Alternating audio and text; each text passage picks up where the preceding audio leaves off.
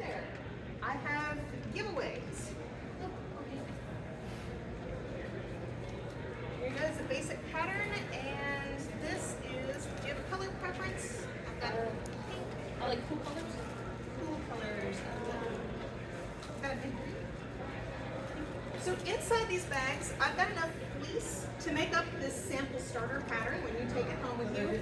And I've also got some smaller pieces of some more specialty fabrics. So I'm going to go through a bunch of different fabrics that you can use to make plushies. Keep in mind that you're not limited to just what I'm going to talk about. You can make a plushie really out of any. And the whole thing about plush making is that sometimes you want to create something that doesn't exist.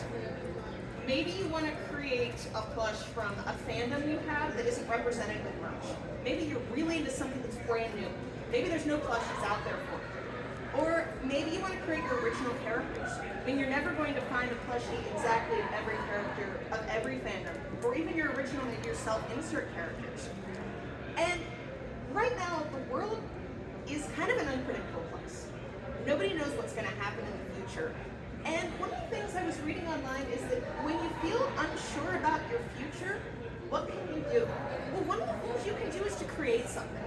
Even if what you create isn't perfect, the act of creating in itself is good for your personal survival, because you're bringing something into the world that never existed before. So I'm hoping that with the instructions and the patterns and the giveaways that I'm sharing today, you can take this home and try something new. Make something, bring something new into the world. So what exactly is it that you need to get started? Well, I used to recommend that folks go to Jo-Ann Fabrics, but unfortunately Jo-Ann Fabrics are going out of business. So go right now. Yeah, if you're going to go to Jo-Ann Fabrics, go this weekend, go after the con. And as it is, a lot of the stuff's gone. There's not much left of a selection. So most of your shopping is going to have to be online because there is no more a one-stop shop. But let me go through what you basically need to get started. First thing you need is a pattern. You can make a plush out of any pattern, like the sample one that I gave to you guys. It's essentially like a pillow. It's two pieces that you're gonna sew together, and you're gonna make something that sort of looks like this little guy. He's just the exact same piece on both sides, very simple, pretty much just one seam. But you can make something, all you really need is two pieces of fabric sewn together with stuffing in the middle. Stuffing. And you can get stuffing, you can buy it online, Amazon carries it, you can buy it at Michael's or at Walmart. I like to use polyfill because it's fairly inexpensive, but you get a really good reaction from your plush. You make something really nice with it. But there are more specialty kinds too. There's a special kind of squishier stuffing. There's one kind called Silky Soft. Daiso apparently carries a kind of plush stuffing that is like Squishmallow variety. I honestly haven't found it any time I've shopped at Daiso, but apparently if you can get it, it's very good. But polyfill is a really good alternative. Gives you a nice sculpted looking plush. It's not too squishy. The next thing that you're going to need, I have everything that you need for making a plushie right here in this little bag. A sewing machine if you've got one. You can hand sew an entire plush, but if you've got a sewing machine, you'll have a better experience. It will be faster. You'll get more even stitches. You need pins to hold your pieces together, and I personally like magnetized pin trays, because when I'm working, I don't want to take the time and stick each little pin into a pin cushion. I kind of toss them as I go. I'm working fast. So if you put them in here, they're not going to spill, and if you do drop pins, you can just sort of wave this around and they'll stick to the bottom. You will need scissors, and you'll need two different kinds of scissors really. These are your standard paper scissors. You'll use these to cut out your pattern pieces, to snip your threads. And these are fine to use any kind of scissors that you've got in your house. But when you're working with any kind of plush, fabric, even sewing, like if you're a cosplayer, you're gonna want a dedicated set of fabric scissors. Make sure that nobody in your house uses these to open Amazon boxes. Don't let people cut these up. Don't let people open mail with them. These are your fabric scissors and these are your baby. You will use these only on fabric, otherwise they're going to get dull very quickly. So you need to have those. You will need this. the seam ripper. No matter how long you sew, I've been sewing for over 20 years. Every single project that I sew requires something where I have to unpick a seam. There's no shame in it. But if you have a seam ripper, it's got a little sharp point here, and you'll use this to carefully unpick your stitches that you put in the wrong place. Otherwise, you're going to be trying to work in there with your scissors and you might accidentally cut your project. So spend the $5, get yourself a seam ripper. You can get these at any place that carries sewing supplies. Another thing that I liked for plush making is a chopstick.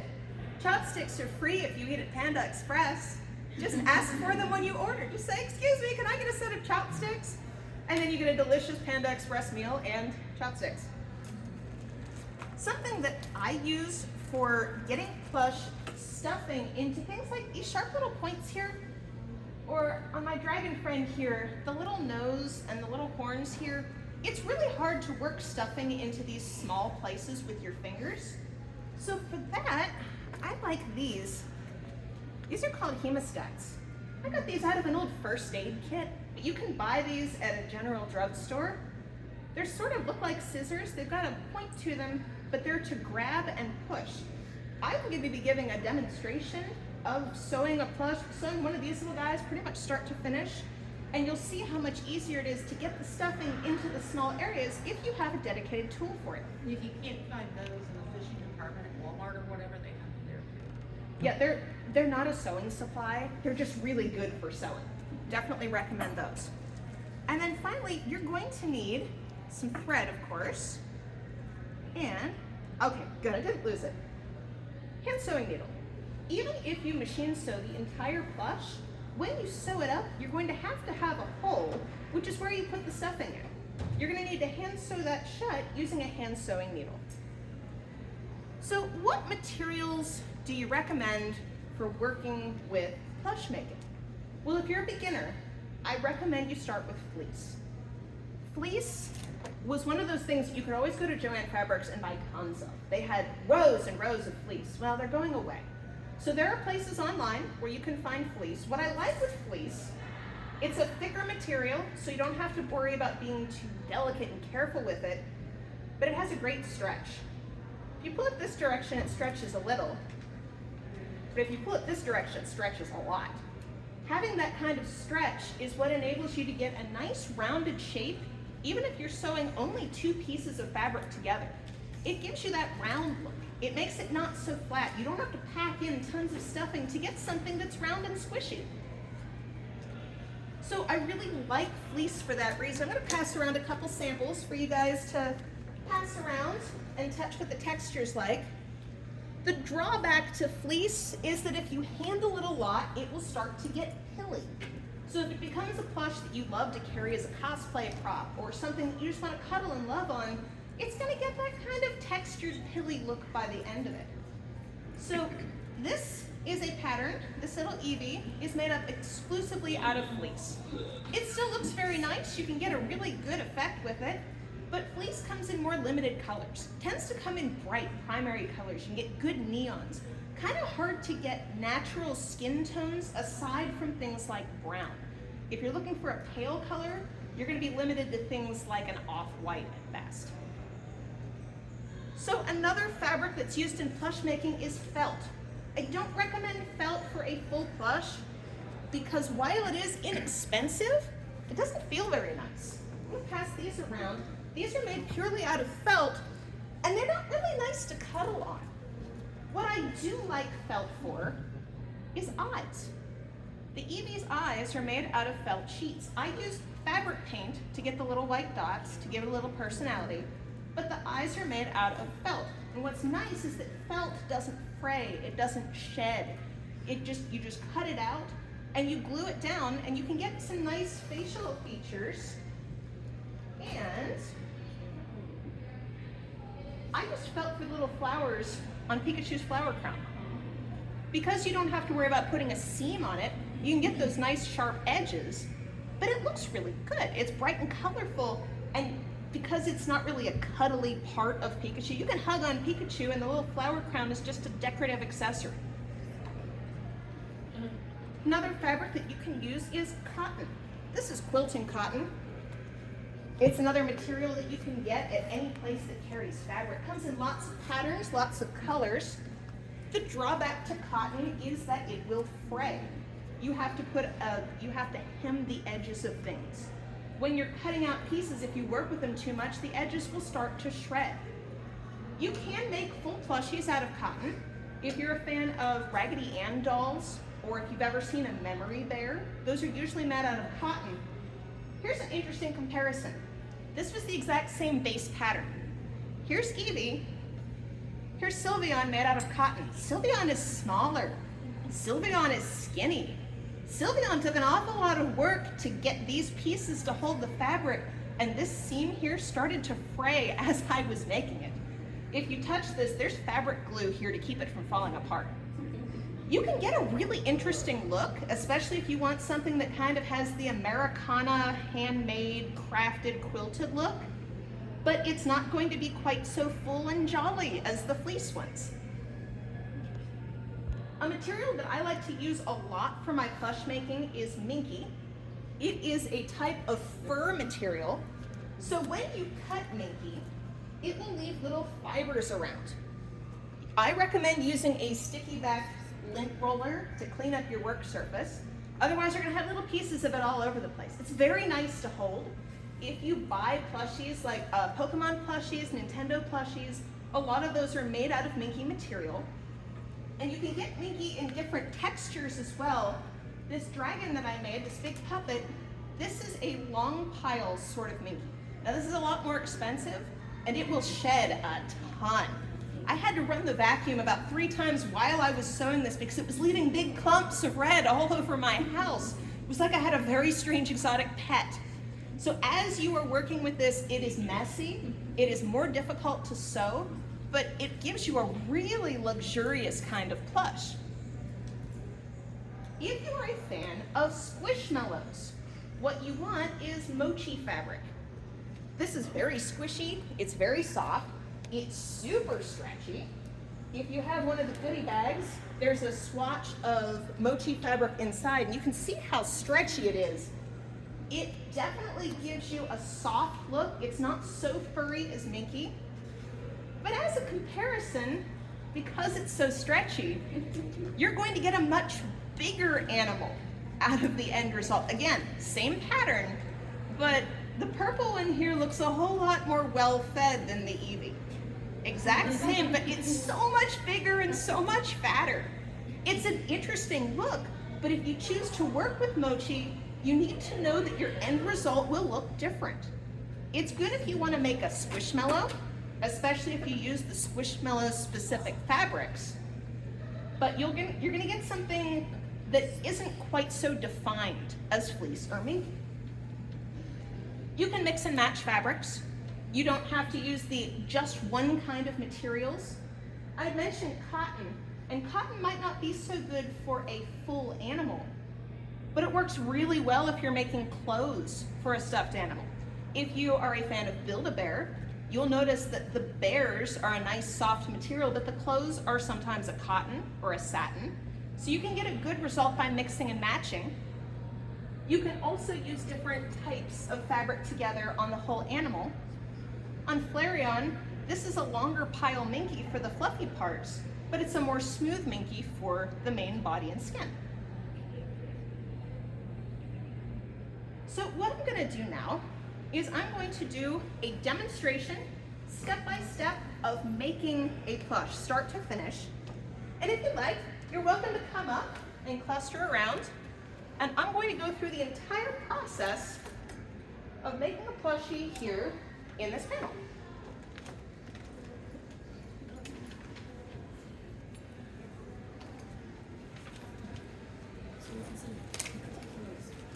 For demonstration purposes, I'm going to be tracing my pattern piece with a Sharpie. Now, if you're using fleece, this isn't really a problem. If you're using something thinner, like a minky fabric, I like to use water-soluble fabric markers because otherwise it might bleed through. Now the fleece is really thick, so I had difficulty getting it to mark on something that was this thick. So I'm going to use a Sharpie also so you can see it. The first thing you want to look at on your pattern are any markings that are included. So nap has to do with the texture of fabric going in the same direction. So like with the minky fabric, nap would be the arrow pointing this direction. Because if you brush it up, it doesn't look so nice. It kind of looks all rumply. So you want to brush that down, make sure all your pattern pieces are facing the same direction. You want to look at the stretch. So like on these little star guys, if you put the stretch going this way, up and down, you're going to get something more tall and skinny. You're not going to get that nice rounded belly that the happy little stars have. So you want to put that side to side. You also want to look for, is this the sewing line or a seam allowance? On these, it's marked as the sewing line. So when I trace out the pattern piece, we're going to sew directly on that line. And there's also a marking here for where you want to leave it open. If you sew the entire thing, you won't be able to stuff it. So that's also something to keep in mind. So the first thing I do is I take my fleece. I need to see where the stretch is. So that's a little stretch. Nope, that's the stretch. So don't be afraid to touch your fabric and make sure it's where you want it to be. I'm gonna lay that out there on the table. Lay my pattern piece down. I'm gonna do this kind of quick. So if you're doing this for real, you might want to take more care. I'm just doing this quick so we have time for it in the panel. I just sort of go around the edges.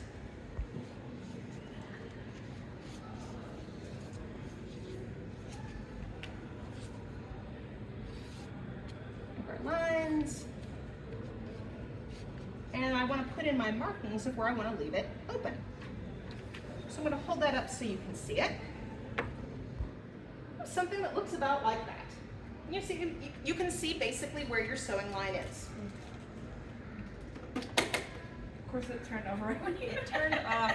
We've got a janky cord, so I can't offend the plug. Find the Ghostbusters cosplayer. Yeah, maybe we have a ghost. So I'm going to use my fabric scissors and I'm going to roughly cut out around this shape. Now I'm not going to cut out on the line because that's the line that we're going to use to sew on. So this is just real quick. Something that looks like this. Now obviously we need two pieces of this, and while the fleece is similar on both sides, it's not completely identical, so we want to make sure it matches. So I'm going to take this, I'm going to flip it upside down, put my piece on it there, make sure that we are fully underneath. I've done it where I go to lay a piece down, cut it out, and realize there's a chunk missing. That's very disappointing. I've wasted the material and I can't work with it. So just really quick, just cut around. Okay. And we no longer need that. So now I've got my two pieces. I'm going to use my pins to pin them together. And I like to pin right over that stitching line. And again, you're welcome to come up, you're welcome to cluster around if that's easier to see, but I will be holding up everything in between steps. Kind of feel like I'm doing a cooking show. I don't already have one prepared. Well, I do have one prepared, but I want to show you step by step how to do it.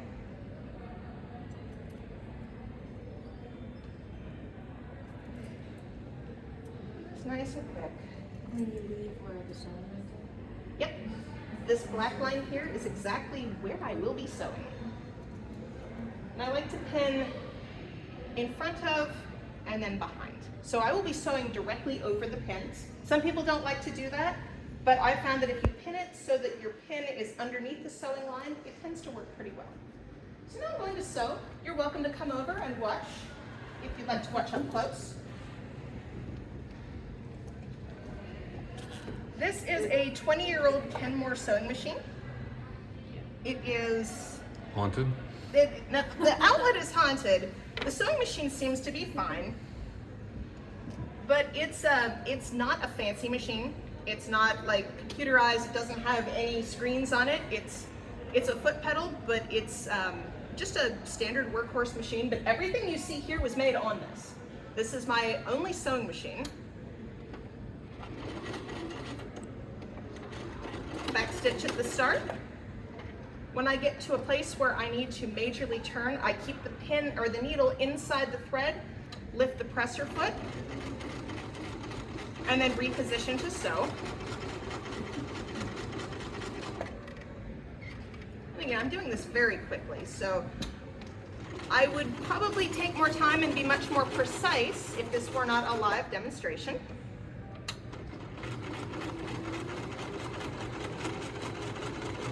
If it starts to stick on a pin, pull the pin out.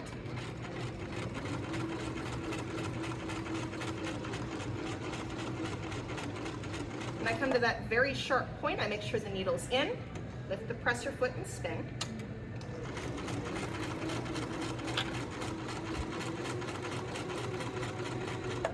There is another sharp point.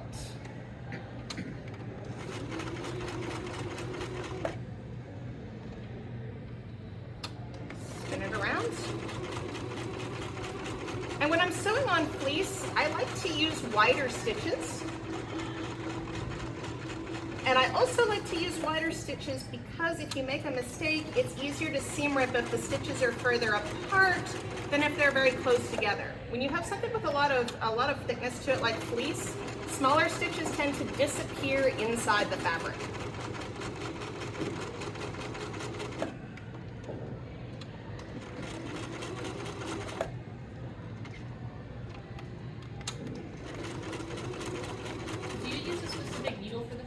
Same one for every fabric? I use the same needle for everything, just a standard all-purpose needle. You can get different needles for stuff like that.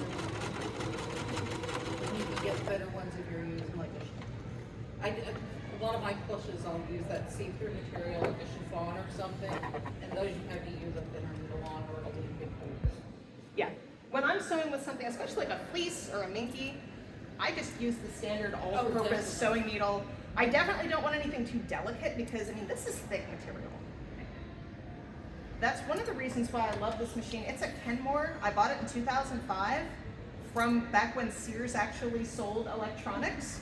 What I love about it is that this machine has taken everything I've thrown at it. This thing has sewn fur, it's sewn denim, it's sewn fleece, it's sewn minky, it's sewn satin. I've made everything on this machine. Unfortunately, because I bought it so long ago, I don't have any modern recommendations for what kind of machine I would buy today. That's why it's like, please baby, hold on. Please keep working. So here is the sewn piece, and you can see on the back, it's sewn here too. It's like we got a little bit of a thread ball, but shouldn't be too much of a problem. It's right where we're gonna be hand sewing it anyway. So now I'll take the scissors, and again, these are my fabric scissors. And I will cut fairly close to the edges with being careful not to cut my stitching line. And we're gonna get a little bit more precise after I do a quick first pass here. So this is just going through really quick, just trimming off the excess. And of course, you can make your pattern pieces cut out without so much around the edges, but if you're working fast, it's better to leave a little bit of extra and then cut it off later. You want you to sew it like inside out? This is actually sewn inside out. We will be flipping it right side out as soon as all the extras cut away. It's not such a big deal when you're working with fleece because it's essentially the same on both sides. If you have something that definitely has a right side and a wrong side like a minky, you want to put the correct sides together before you sew. You'll want to draw your lines on the back. All right, so here is our cutout piece. Now when you have a point that comes out like this, I like to cut straight across at the point without cutting the stitching lines because that will help our corners turn better when we're done. So all of these little points just get cut straight across. Any place where it goes in, like down here, I like to snip into those, again, without cutting the thread. If you do cut the thread, you can go back and re-sew it. You can hand sew it if there's any holes. And of course, it's better if you don't make any mistakes at all. All right, we've got them all cut now. Now here's where the magic happens. This is the place where we left that little opening. Now you reach inside and you flip it, and it's probably gonna look something like this. I'm like, oh my gosh, what did I do? I like to shake it first. See how much we can start to get working through, but here's where the chopstick comes into play. You don't want something with a sharp point, especially if you're working with something more delicate. Fleece is pretty rugged, so you can really poke at it to get the edges to work out, but if you're working with something delicate, take your time. Don't be over enthusiastic with your seam turning and put a hole in it. That's why I don't use the scissors or the hemostats at this point. You want something that's blunt. So there's one of our little points. It's almost like archaeology. You're trying, okay, I know there were shapes in here. Where did they go? Just have to help it along. You can reach inside. Okay, that's where that point is. You just keep working at it until you get the shapes that you knew you put in the piece when you were sewing it.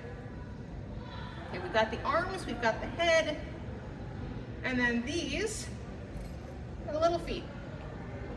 So here we go. We've got something that looks pretty close to our correct shape.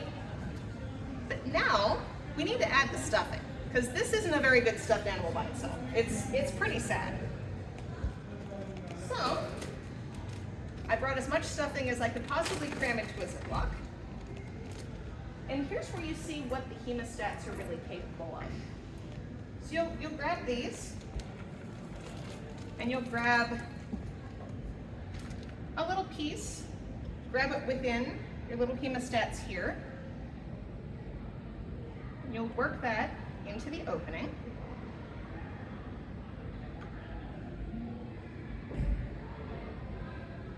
You'll carefully move that into the small pieces. And again, you don't want to be too enthusiastic here and put a hole in it, but you want to make sure you're getting it into those small areas where your fingers wouldn't be able to reach.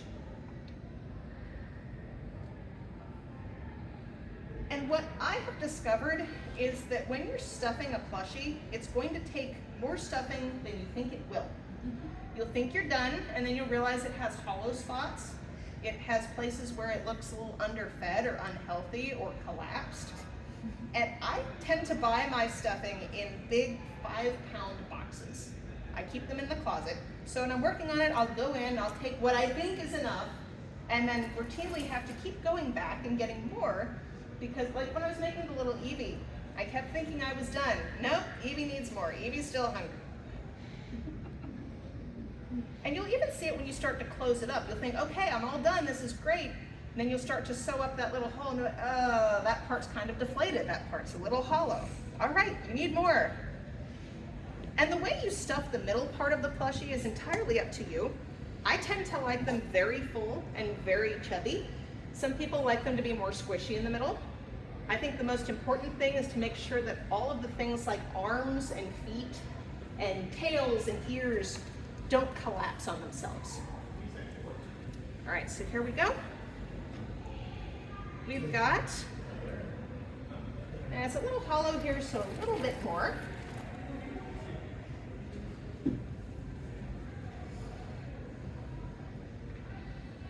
And now we just need to sew it up. We've got the stuffing inside, and you see it's got a nice shape to it now. It went from something completely flat to something that kind of looks like a pillow. Let me get this out of the way. I'm going to take my threaded hand sewing needle. I tend to like a larger needle because it's easier for me to work with. Some people like a more delicate hand sewing needle. What I do is I will put a knot at one end.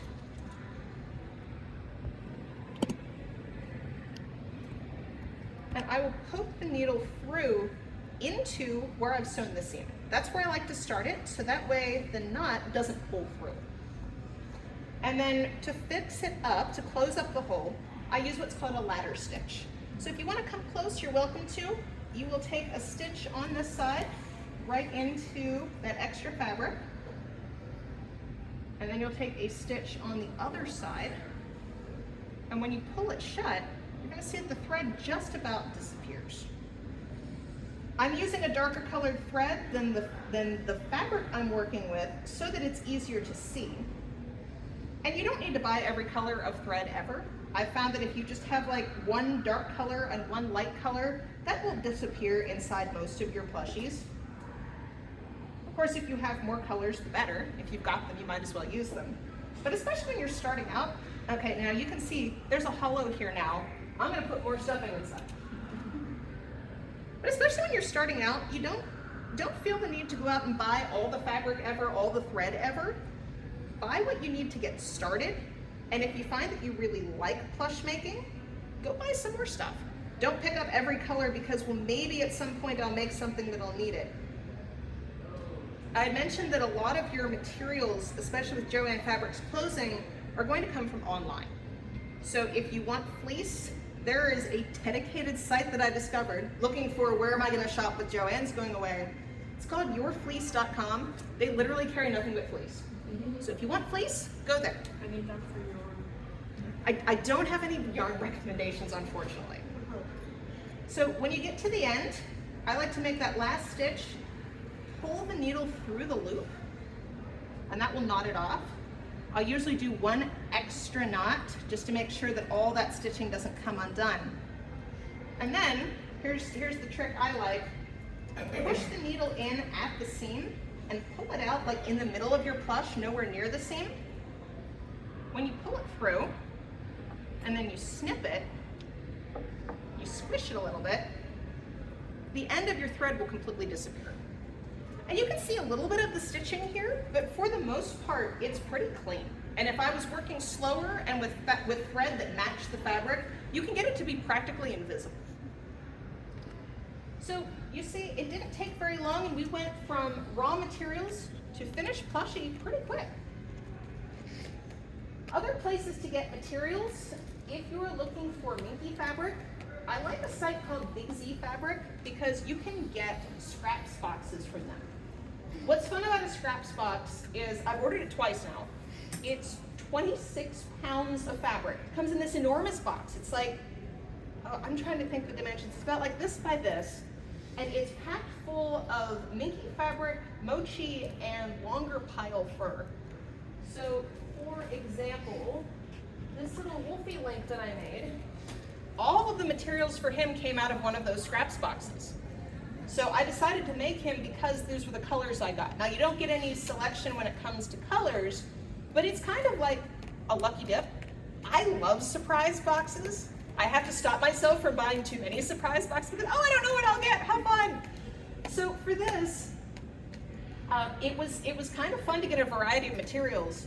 That's where all the fabrics for this guy came from because I didn't have mochi and a whole lot of colors. So what's the name of the site? Big Z Fabric. Easy. Big Z. I've got all the links up here for resources where I like to get my materials from. You're welcome to come up and take pictures of them. But what I like is the variety, and you can get a lot of things that you ordinarily would not have expected to get. So it gives you a new selection. Maybe you'll have some ideas for projects you would not have come up with otherwise. As far as for patterns, as I said, you can make your own, something like this that's the same on both sides. If you want something more complicated, I always recommend a pattern designer named Choli Knight because her patterns are very beginner friendly. She walks you through step by step with lots of pictures, very hand-holding, assumes you've never made anything before and gives you that kind of instruction level. So I really like that. She does a lot of fandom stuff. She did all the Eevees. She has a ton of Pokemon. She just released a Godzilla that I can't wait to make because he's so cute and he's so angry. He's just this angry little guy. But I like her stuff because she's always making new things. She has paint patterns that are more complicated, and she does a lot of freebies, especially like fandom plushies. And if you have an embroidery machine, she also offers embroidery patterns that go with her designs. So a lot of the stuff I've made up here are things that she originally came up with a pattern for. I also like patterns by Dolphin Wing and Teacup Lion because they also have some really good designs. Teacup Lion did the pattern for this Flareon. Very nice, but much more complicated. As you see, instead of just being a little rounded Eevee friend, this one's more of a quadruped, so it's more complicated to put this together. What was it called? Teacup? Teacup Lion. Yeah. Are there They have a links bunch for all of these? Little bitty plushies. She has a bunch of little ones. So be careful when you order from her because you can end up with Some of them are very small. So you can take it and Read just these, read it. Yeah, definitely read the make sure you description, know and what if you're you getting get one into. that's small, you can always go to the store and blow it up Yeah. and make it the right size. This is exactly the size that the Flareon came. Yeah. All these pattern designers, do you have links for them Yes. up on Yeah, all this? everything Okay. is listed here. I've got QR codes for them too, just so that it's really easy to find what you're looking for. But a thing with pattern designers is that you are not necessarily limited by what the pattern envelope or the pattern site shows you. For example, Kelly and I had one that was zodiac animals. So, you know, the Chinese zodiac, you know, the year of the rat, year of the snake, year of the chicken, all that great stuff. But I took her pattern and I made some modifications to it. And I created these guys. This was not a Five Nights at Freddy's pattern, but because I had the basic pieces, I mean, it already came with a rabbit. I just had to make a bow tie for him. And I think Freddy here started off as a dog pattern. I just changed up the ears.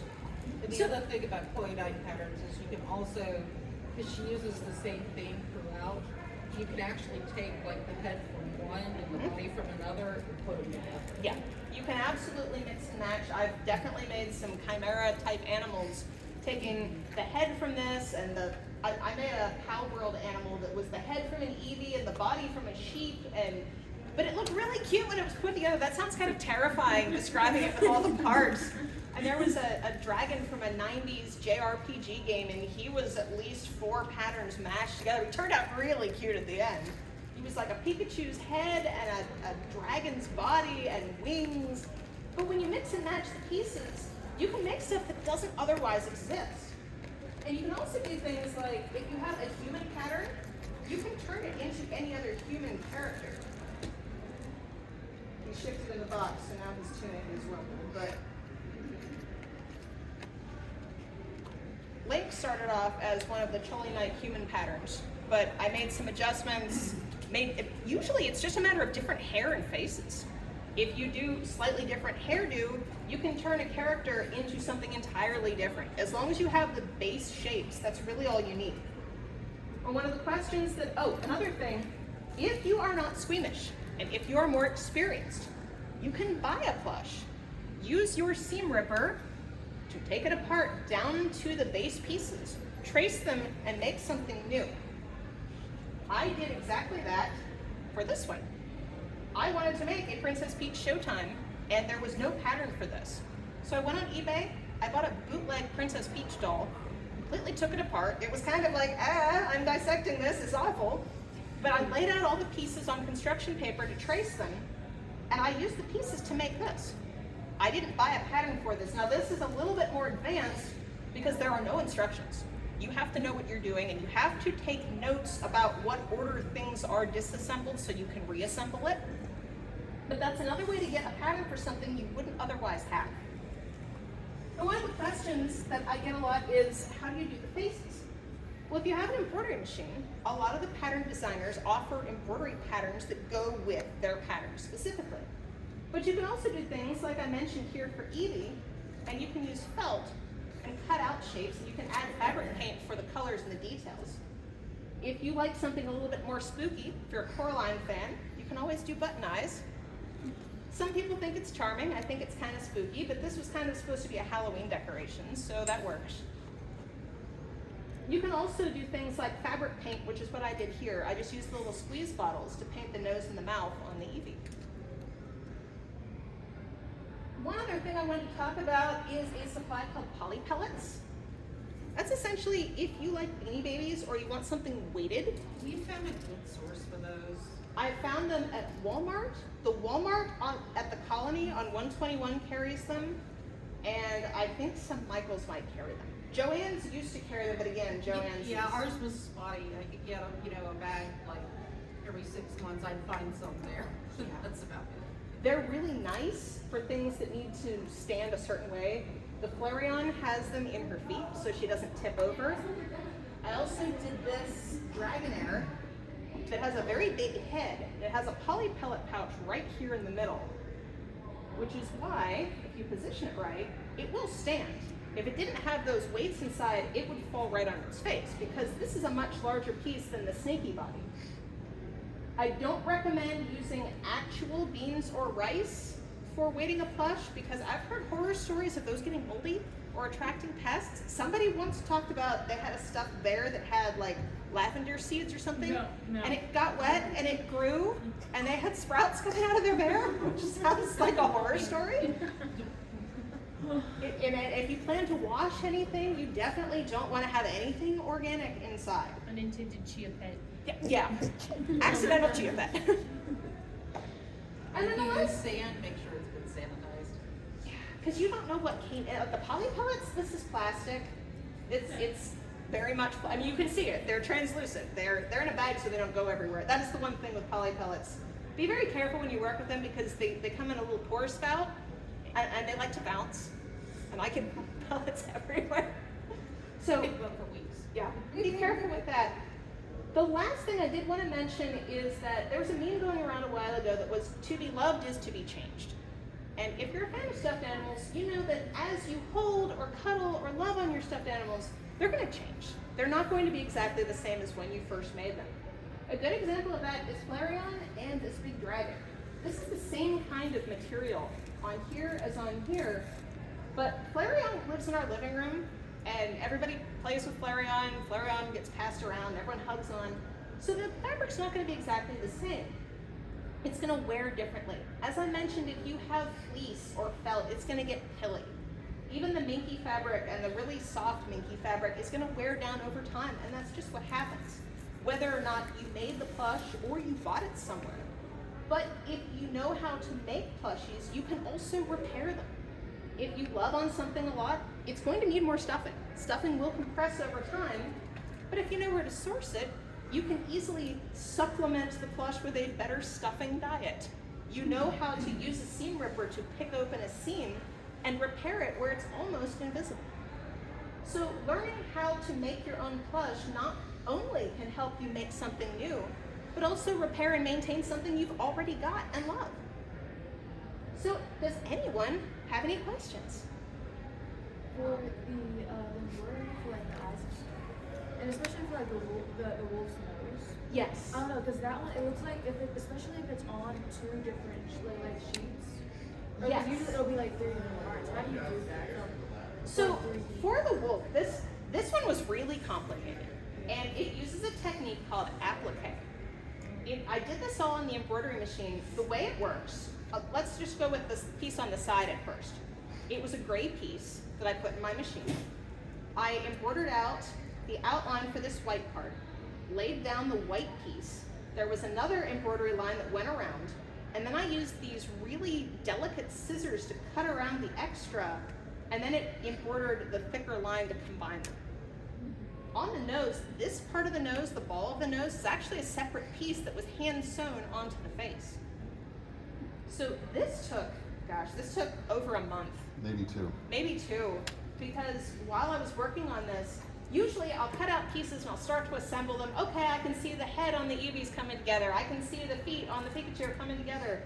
There were a lot of weeks where it was just pieces sitting around my living room. It didn't look like anything until it was all put together. So again, this is really complicated, not because it was hard to sew, but because it had so much detail on it. And this is one that I think I would not have attempted without an embroidery machine, because while I could have either hand painted all the details or tried to glue on with felt, it would have been really difficult. You can embroider by hand though. You If you're can. willing to take that. If you want to It take that takes so amount of time, It does. Oh, I'm It turns aware. I out do so embroidery. beautiful. I mean, you can absolutely, and you can hand sew everything here too.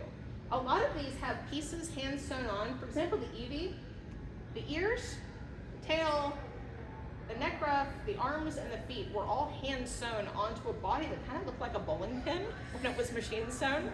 I mean, you saw it. It was kind of creepy looking. But so you will definitely be doing hand sewing to attach parts. I like to use a sewing machine because it's faster. I'm not really that good at hand sewing. I can definitely hand sew pieces together, but as far as my stitches aren't that precise. If you are good at hand sewing, you can absolutely make anything on this table sewn by hand. It will just take a whole lot longer. Also, Hobby Lobby, if you've got one near you, has fabric. They've got a lot of cotton, but they do have some fleece and stuff like that. They just don't have a very broad selection. I think Michael's has a little too. Michael's does have a little. The So last the time bigger I went, they Michael's didn't do. have fleece. Of all the things to not have, they didn't carry any fleece. They carried everything else.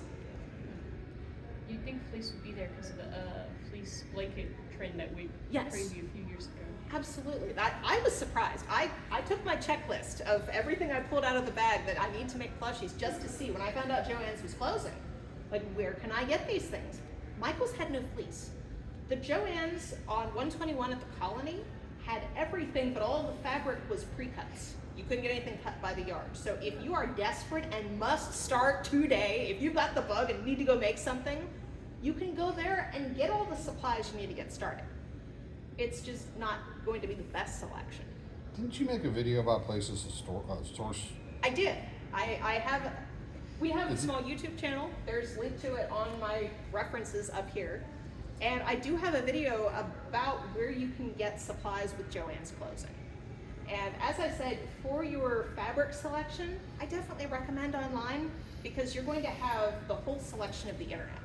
For the nice minky fabrics, there's a couple of Etsy sellers who just carry that, who I've had really good experience with. But there's also the sites, like I said, Big Z Fabric has lots of colors. They make their own brand of minky, so it's not the Shannon minky that a lot of the Etsy sellers carry, but it's more choices, more selection. And the other thing is that looking around, and I have listed up here too, there are a couple sellers that carry flesh tone minky, which is harder to find. It's a lot easier to find your bright primary colors and your neon colors. It's harder to find skin tones that are realistic. I mean, you can definitely find pure white and like a dark chocolate brown, but you're not going to find anything pale, especially not in fleece. I don't even think they make fleece in skin tones, really, that aren't very dark brown. Like if you're desperate. The dying closest to I stuff. found is the color for sure. Yeah, That's about as close as I yeah. found. I found this color, like I I've had got on Etsy. one shade darker than that, that's it. Yeah, there's not really a lot of selection. It's harder to find that if you like to make human characters. But I found a couple of sellers, and again, I have them here on my resources lists. You are welcome to come up and take pictures of. If you want to see anything I have here up close, you're welcome to come up and enjoy. And I hope you learned something. I hope you take this home and try it out for yourself. For those who came in late, if you didn't get your goodie bag, there she has available the pattern for the Luma and a starter pack with a couple pieces of fabric if you showed up late and didn't get Yes, your beginning. you are welcome to come up and help yourself.